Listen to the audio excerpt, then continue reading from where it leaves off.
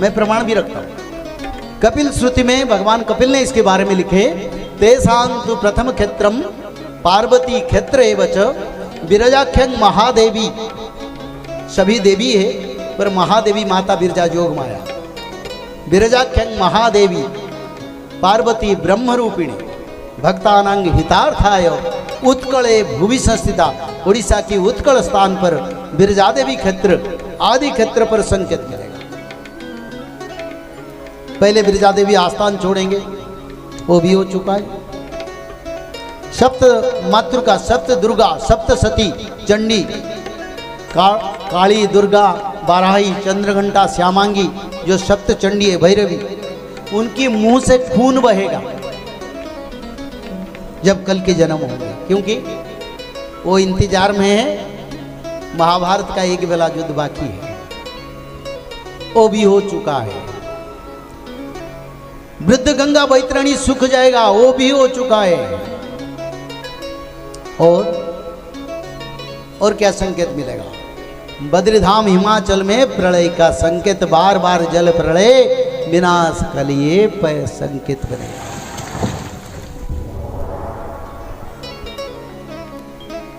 बिल्कुल उत्तराखंड नहीं रहेगा, बिल्कुल लिखा है, सब भविष्य पुराण में लिखा है।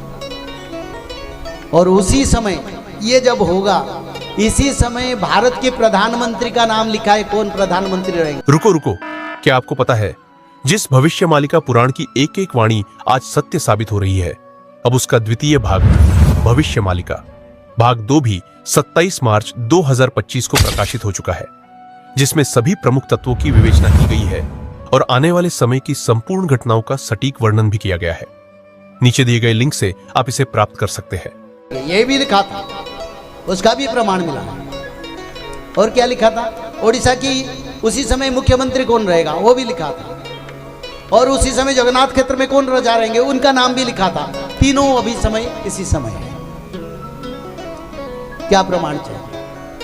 शास्त्र निराधार सत्य है, शास्त्र में कभी गलत नहीं होगा।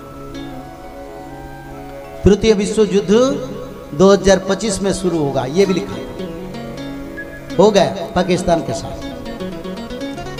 और तृतीय विश्व युद्ध जो होगा, उसी साथ साथ पंचभूत का प्रलय। ऐसे समय आएगा, एक एक गांव में, एक एक शहर में 50 फीट बारिश होगा। आपका घर कितने मंजिल है? 30 फीट। 50 फीट बारिश में क्या कहाँ जाएगा?